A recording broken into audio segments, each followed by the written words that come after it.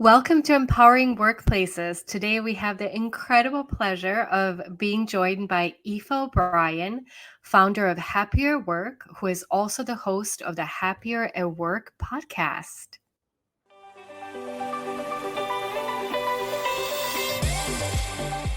Welcome to Empowering Workplaces, a show for everyone who wants to make work better and more fulfilling. We are your hosts, culture designer Maddie Grant and organizational psychologist Sonia Lucina. Join us in today's awesome conversation. Hi, Sonia. Aoife! Hello, it's so wonderful to have you here. What a great honor and pleasure. And I'm such a huge fan of your work and such a huge fan of your podcast. And I just love that we have an opportunity to share with our audience what it is that you do. Know. So yes, I'm so excited to be here. Before we jump into the different topics, I just wanted to take a moment for you to introduce yourself to our audience, because I know probably a lot of people know about your work, have heard of you, but maybe for those of you who have not, I want them to know like what they can be expecting out of this episode by knowing a little bit more about your background. Absolutely. So my background is quite different to what I'm doing now. So I worked in fast-moving consumer goods market research. So always agency side, working with global organizations, helping them to essentially to make better marketing and sales decisions based on data. So I'm a total data nerd, and I know you are as well. And I always loved my roles. I was always really into it. I'm a big problem solver. So, using data to tell stories and to help businesses to grow was always my passion. And I had some experiences at work that were, in a nice way to say it, like less than favorable. I think people can read between the lines and understand what I'm talking about. But they were less than favorable. And I ended up leaving my corporate career around 5 years ago. I went on to do a coaching diploma and a master's in organizational behavior. And it was through the master's, my eyes were kind of opened to this whole new world of people, which is something I was always very interested in, like teamwork and productivity and well-being at work. And my eyes were open to the data and the research aspects of this. And while I was doing the master's, I set up my own business, which was never my intention. I set up my own business, and that sort of evolved over time. So my business is Happier at Work, and I work on kind of 3 core elements. There's a little bit deeper stuff within each of them. But with Happier at Work side of things, it's workplace culture, essentially. So an area I'm really passionate about is fit and how to find a fit between people and organizations. And that might be not necessarily something we talk about today, but I think it's related to what we're going to talk about. The second aspect is imposter syndrome. So that's something I became known for, talking about it, highlighting that it is an issue, especially with women in senior leadership positions. And then the more recent aspect, because I love podcasting so much and the tech side of things and systemizing everything that I'm doing, I'm helping podcasters with their systems and helping podcast guests as well to be better guests and, pitch on to podcasts that they want to be on and things like that. So that's kind of a new part of the business, but also something I'm really passionate about. Oh, I love that so much. And I love how diverse your business is in many ways. And even the last part that you were talking about, and then I know the topic of our conversation today will really revolve more around imposter syndrome. But when you're talking about podcasting and telling the story, I think to me, one of the things that I love most about my job is having a chance to really talk with so many different people. And everyone's brilliant in their own right and in their own way. And everybody has a really interesting story, even if sometimes they don't realize they do. You don't have to, have to have climbed Mount Everest or found a cure for some, I think people think for them to be interesting, they need to have done these huge revolutionary things. And oftentimes there's so much in people's stories where if we can relate to somebody, if we can understand that they're going through something similar that we are, or they went through something similar and what lessons we can get out of that, that is so incredibly impactful. And I think not everyone, and now this kind of starts to lean into imposter syndrome, not everyone necessarily has the confidence or the awareness of how much impact they can have on those around them. So I love that part of the work that you do. I think Yeah. I don't hear about it often, and I think it's just so Yeah. fascinating. Yeah, yeah. Well, it's really interesting that you make that connection, because I hadn't necessarily made the connection across all three, but it absolutely makes sense. And if I think about imposter syndrome, you're so right. We often convince ourselves that, like, who would want to hear my story? Like, I haven't done anything special, but everyone has had challenges in their lives.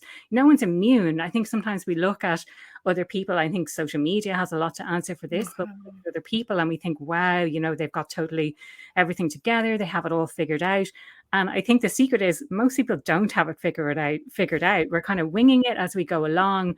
And maybe we come across as being confident, but that's because we're just getting on with it. We're just doing it. And I would say don't underestimate the impact of sharing your story with someone else, especially if that's a story of challenge. And, it's hard to see it when you're in the story, probably. If you're going through something really difficult, maybe it's the time to reach out and look at other people's stories. But once you've come through to the other side, I think it's really impactful to share the experiences that you've had with other people. Yeah. And that, it's interesting because for me, a lot of times when I scroll through social media and especially Instagram, I keep saying I'm a relatively new mom. My son is almost 5 years old. I'm not that new anymore. But wow, does it feel still new, and does it feel like I'm learning so much? I've been working for a lot longer than I've been a mom. And so anytime that I see the post where it's like I'm exhausted or I don't have time for this or I feel like I'm doing everything all wrong, I'm like, thank you for that, because me too. Like there's just something in that. Yeah. It's almost like a compassionate hug, maybe from a complete stranger or somebody like I follow. I'm sure you do a lot of the good news movements and different things like that. And so like Yeah. that's like more of the heartwarming positive when something good happens. But Yeah. I love those stories that you can relate to sometimes when they're really good and they inspire you. Yeah. And sometimes when you just feel like you're not alone, you're not the only person that's happening to. And Yeah, exactly. And I think and I'm seeing a lot more of this on social media, which is really great, that people are sharing the vulnerable side. So, you've got the Instagram perfect pictures, and then there's like Instagram versus the reality, or like, this is the picture of what I'm looking at, but hey, look at behind me in my messy bedroom or whatever, you know what I mean? So people are seeing one side only of whatever's going on. And actually it's bringing that whole picture.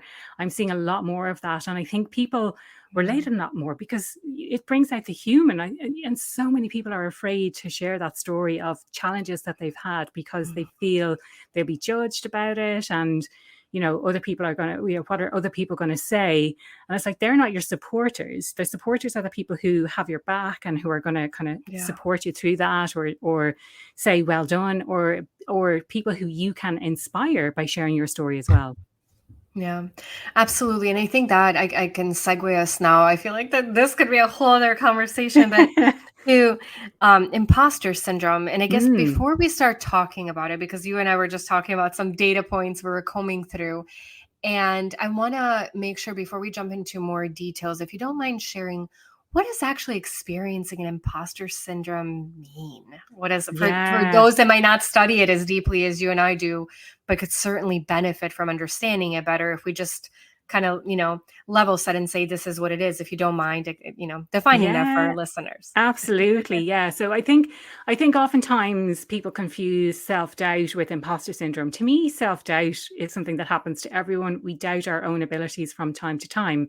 The difference with imposter syndrome is that we are afraid that we're going to get found out for being a fraud. So it's kind of like self-doubt, but it's way beyond that, because there's this fear associated with it. So if you've ever been in a situation where you've held yourself back from going for a promotion, where you've worked excessively because you feel like you have to prove yourself because you're going to get found out, where you've completely withdrawn and not spoken up during a meeting, for example, whether that's in a kind of group meeting or a one-on-one meeting, it's these kind of situations. But beyond that, sometimes imposter syndrome can be very sneaky, and we're not putting ourselves forward for a promotion or an opportunity. We convince ourselves that there's something other busy work that we have to be doing, when in fact subconsciously we're sabotaging ourselves, we're getting in our own way. And there's three, we might kind of talk about this in a little bit of detail, but the kind of triggers around imposter syndrome, really it's any type of change. Any type of change can trigger imposter syndrome. It's not a case of, I've dealt with it, I've had it in the past, I dealt with it, and now I've moved on. It's something that Mm-hmm. needs to be managed ongoing. But there's three particular areas, and I heard about this on another podcast, and I found it really intriguing. So there's the visibility aspect of it. Mm-hmm. If you imagine you're progressing through your career, and as you progress, you become increasingly more visible within the organization as you progress because you're at that more senior level, the visibility that you have within the wider organization, but also with whom you are being visible. So with more senior leaders. So that is a big trigger for imposter syndrome, visibility, being seen. Novelty is another one. So trying something new for the first time. So it could be a first time manager, a first time senior leader.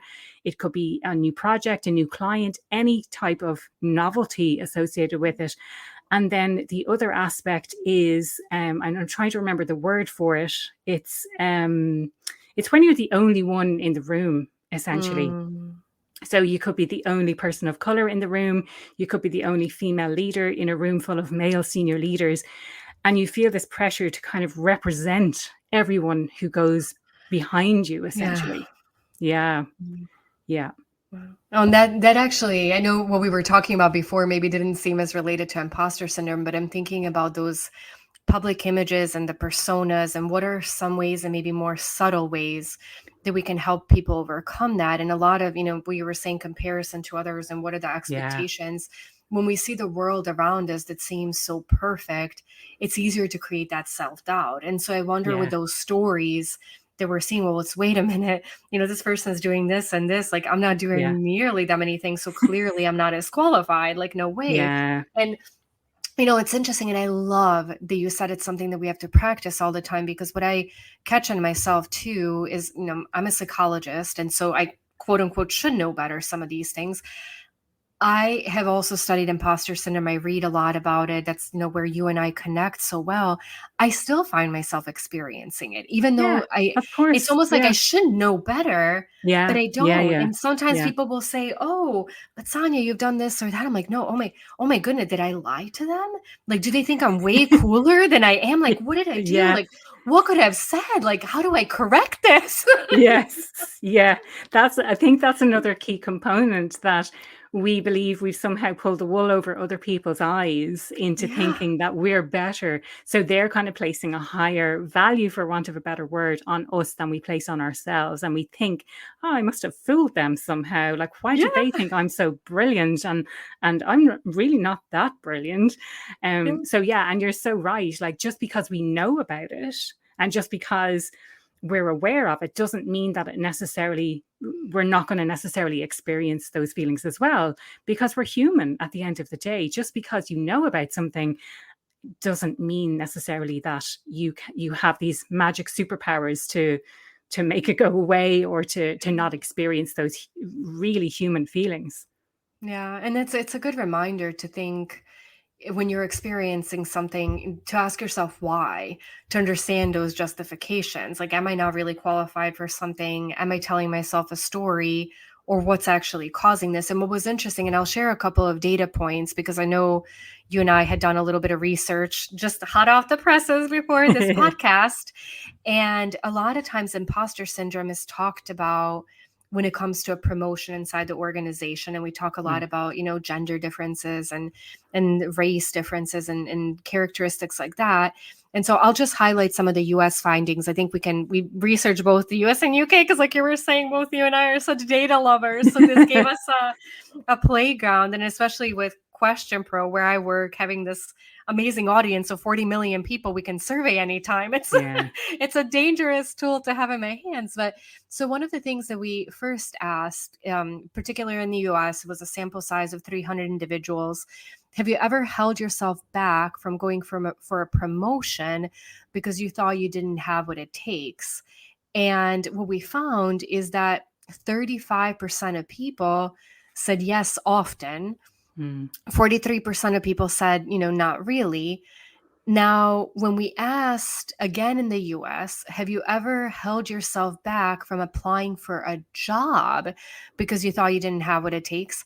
Yes, often was 45%. So Mm, promotion, 35% is, it's still quite high. It's over a it is. third. Yeah. But then applying for a job, you get to 45%, which is Mm, nearly half. yeah. So now we're living in this time, unfortunately, where more people than recently are probably in the job market looking for jobs.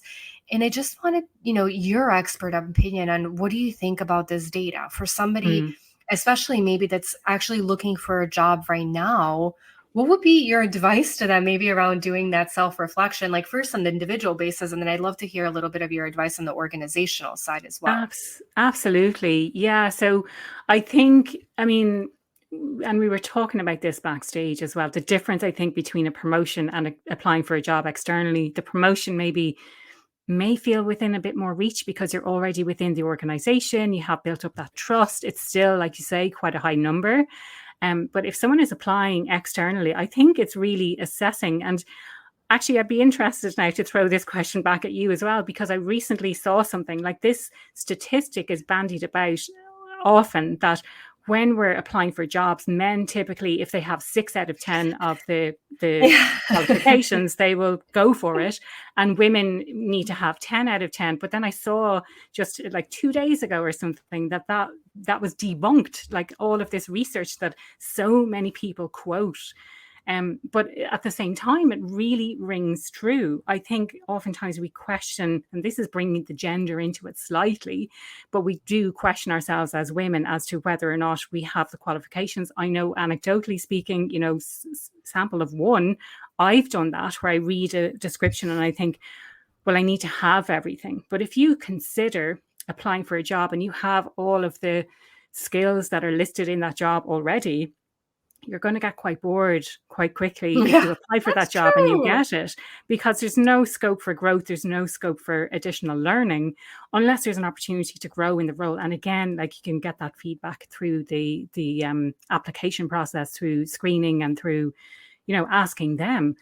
I think I think initially, when it comes to applying for jobs, just being aware of what it is that you want and what it is that you don't want, and be honest with yourself. In my career, I have to say I've always gone after labels. So whether that is a job title, a specific job title, or a specific company to work for, I've always kind of gone after these big things.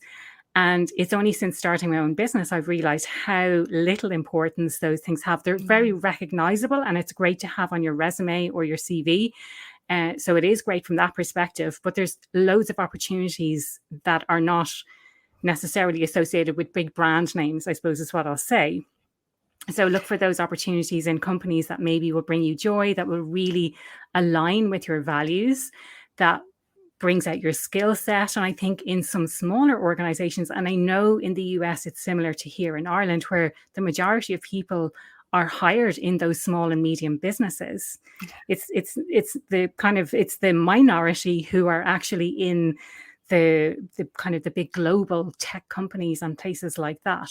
So for me, it's knowing what your skill set is and really assessing your own career and what you want to get out of it. And when it comes to the interview process, make it a two-way process as well. So it's not just about being interviewed by them and proving yourself for the job. It's about interviewing them as well through thoughtful questions. What is it really like to work here? What is in it, without saying it maybe in such an impolite way, but what's in it for me? Yeah. What are the opportunities for growth?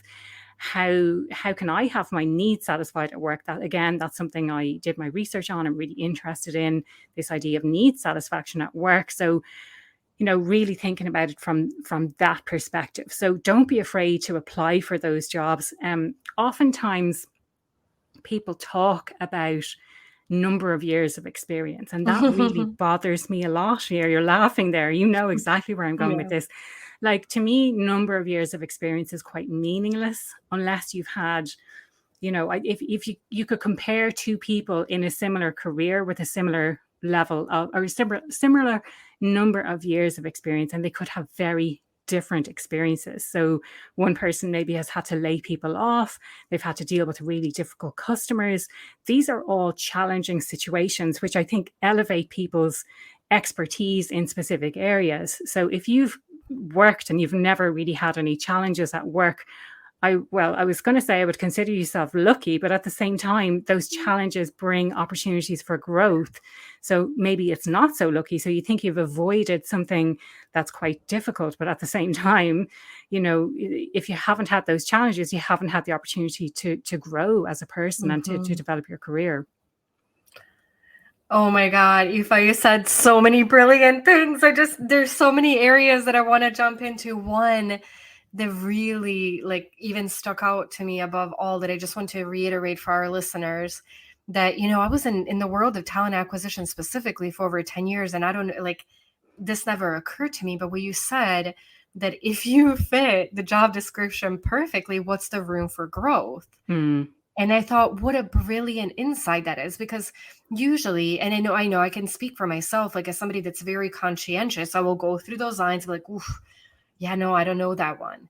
Yeah, Okay, exactly. but what a great opportunity. How difficult is that to learn? How critical is that experience? Who wrote this job posting? And is it a laundry list of wishful thinking?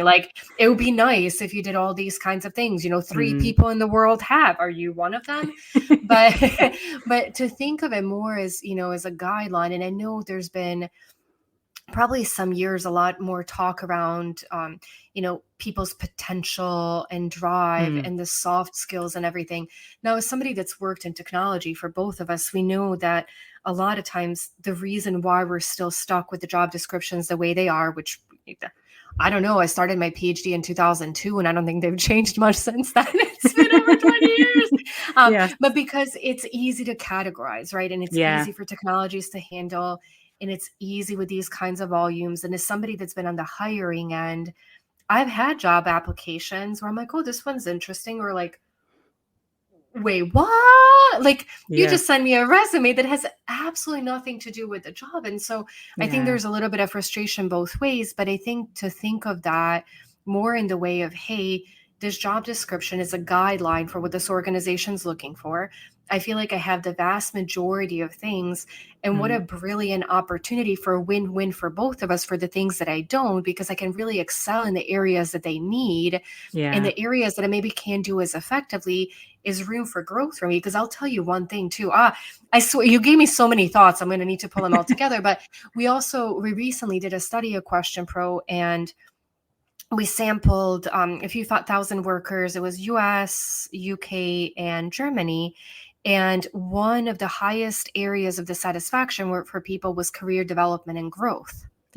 That people in many ways felt stagnant in their organization. So if you think about that opportunity, that if you're hiring somebody that has a lot of what you need, but not everything, and that has the potential and the drive, actually, you might be setting yourself up to retain somebody for longer, because you can give them greater opportunity for growth. And to your point too, I was recently looking at the numbers, and I don't remember off the top of my head, but it was something like over 90% of employers have something like less than 100 employees.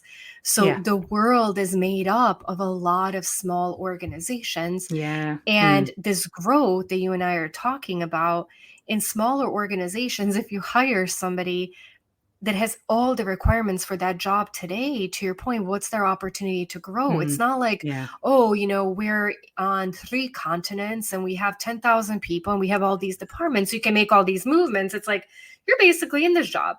Maybe you'll get promoted, but we don't know, because there's one person that's, in a level higher than, it becomes a lot more strict. So I think in that way, it's much more of a win-win. So it's I think that's where you and I talked about where organizations can really step in and reflect, because it'll help them with recruitment too, to understand this message that I'm giving out to the world. It's, these job advertisements and job descriptions have been written this way forever, but how is it really actually reaching people and how is it resonating? Yes, this is it. And one really powerful example I've seen happening recently, and I think it may have originated in HubSpot, but they also may have copied it somewhere else. I saw it in another company, and I think they said that they copied it from HubSpot, but it may have come from somewhere else.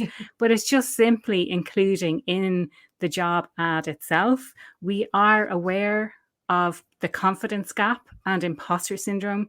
But if you feel like you have the skills to do this job, then please, but you don't, I think it says something like, but you don't tick all of the boxes, then please feel free to apply. So I think just including something like that, it shows that they're open to talking to different types of candidates with different types of experience. I think just letting people know that you're open to that you're aware of it, and you're trying to do something about it, that you're trying to address it in some way. I think it's really important for companies to do that. But I also think, if you're not putting that on your ads, at least consider people with different types of experience as well. I'm a huge fan of Adam Grant, and I listened to his book, Think Again, on audio a few weeks ago. And one of the examples he uses is when there was a woman who was brazen enough to apply for a job, which I think listed, you need to have 10 years of experience, and she didn't. But she put herself forward in such a way that, she said, and I can do this and I can learn that, and here are all my skills, as opposed to my experience. And she got hired for the job, and she really excelled in the role. So I think it's considering people of different backgrounds as well, whether it's different industries that'll bring a diverse thinking into organizations. I think it's so important to have that diverse thinking. It's not all, we went to the same school or we worked in the same industry. It's bringing in diverse thinking into organizations to really drive innovation. Yeah, I love that. And I think that for organizations, not only is it a positive thing that they're doing for people, encouraging them, helping them, and it's incredibly how powerful how one or two sentences, like you mentioned, like, hey, you might not have everything, but just making it really obvious, because again, probably what's going to happen is not everybody lives in the world where they think about these kinds of things, like, how do I apply for a job? What makes you think about it only when you have to in some ways. And so probably who you're ending up alienating without an obvious statement like that is somebody who's really close, but too conscientious to apply, or experiencing that imposter syndrome and saying, oh, I have 9 out of 10, but shoot, I don't want to apply. Like, how embarrassing for me to apply. And I don't have all of that. Where in reality, like, everyone around him is like, clicking send resume, send CV. And they're much farther away from that. And I think for organizations too, like, I do still believe there's a shift going on. I still do believe that, aside of everything that's like happening now after the pandemic and the negative press a lot of organizations are getting about the decisions they're making, I think there's still a big opportunity in how we create those cultures, which is one of the first things you talked about. It's focus of your business. And when people start to see those around them that are that passionate, that are that skilled, and then maybe weren't a perfect fit for a particular position, but bring something really unique, I think that has a ripple effect for people inside the organization, because you start to think, well, this person was given a chance in this kind of role and given the support to do well. I bet they would probably do that for me too. Like, I've been around for a while. And so it's not a completely selfless thing for organizations to do. I think that there is a big retention, engagement, how you perceive the organization, how likely are to recommend them, et cetera. It really is a win-win in many ways for both sides. Yeah, absolutely. I love that. It's like I always talk about role modeling behavior as well. So it's having role models in the organization of this is what we're doing, and the power of storytelling within business as well. So, that person can tell their story, and that serves in two capacities. It serves internally to really promote this idea that this is the kind of organization we are and we support our people, but it also serves as a story externally as well, from a branding perspective, an employer brand perspective. And, this is a reason that you would want to work in this organization, and it becomes an attraction then for people to want to work in your organization. Yeah. Oh, I love that. Well, as we start to unfortunately wrap up our conversation, oh, I wish our time together was much longer. I really enjoyed this. What are if you have any, last thoughts, words of advice? You've shared so much with our audience. I wanted to make sure to give you an opportunity if there was anything that we didn't touch on in our conversation that you wanted to share or highlight anything that we did talk about kind of as a closing thought. If Yeah. there's anything you wanted to mention. So I work within a framework that I devised called ABC. And really, when it comes to imposter syndrome, it's first of all about acknowledging the fact that it is imposter syndrome. So that is the first step towards, I think, I was going to say curing everything, but it's not. Curing is not what I mean, but it's the awareness of what's going on is the first step always. So recognize what you're experiencing and acknowledge it as imposter syndrome. And then B is for belief and building up your own belief in yourself. And you might find internal ways to do that kind of for yourself, that you have your own tactics. You may need to reach externally to other people to get that type of support. And then the third aspect is courageous action. And that's about taking action even when you don't feel confident, because confidence comes from taking action. It doesn't come from thinking and planning. You have to have the courage first and take that first step. So that's what I would say in relation to imposter syndrome, if anyone is experiencing that. And if you want to find out more, you'll find everything on my website. I always direct people to the first place, which is the imposter syndrome quiz I created. It's based on Valerie Young's 5 different types of imposter. And you'll find it at impostersyndrome.ie/quiz. And it's imposter spelled with an E. So impostersyndrome.ie/quiz.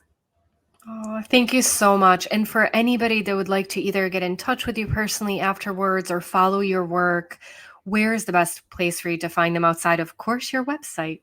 Yes, absolutely. LinkedIn is the place I probably am most active on. And I will spell my name for people in case they get confused by the spelling. It's spelled Aoife. O'Brien, O''Brien. And if you search that, I should pop up. There are a few Aoife O'Briens, but hopefully you'll see me. You'll see the Happier at Work podcast. Yeah. And please, for our listeners, I think if you're enjoying Empowering Workplaces, Aoife has some brilliant guests, some wonderful conversations. So I would highly encourage you to check out not only her work, but her podcast as well, because I think you'll be really inspired by the content there. And Aoife, check out. Go I was ahead. going Go to say, ahead. check out the episode that I recorded with our very lovely Sonia as a first port of call on the Happier at Work podcast. We recorded an absolutely amazing episode full of insights, all about working smarter, not harder. So thank you again for being a guest. And if you want to check that out, then head over to Happier at Work podcast, wherever you get your podcasts. Aoife, a million thanks for being on with us today. Every time I have a conversation with you, I feel energized. I feel happier. It's just an absolute pleasure. And so I'm so glad we were able to actually share this conversation with our audience as well. I'm sure they'll leave feeling the same way. So a million thanks for being our guest. And we can't wait to see you again soon. Thank you so much for having me. And I feel absolutely the same way. I'm feeling so energized after our conversation. So thank you for the opportunity. Thanks so much. And thank you to our listeners. In addition to being the Empowering Workplaces host, I'm also the president of Question Pro Workforce, and I wanted to tell you a bit more about it because it so brilliantly aligns with our concept of empowerment.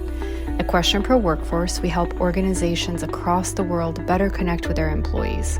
We do this through continuous listening survey technology, as well as sharing our deep knowledge and expertise to help our clients know what questions to ask to most deeply connect with their workforce and take impactful action on data and insights they collect. Learn how Question Pro Workforce can be a great partner on your path to creating a really outstanding employee listening strategy and a remarkable organizational culture at questionpro.com/workforce.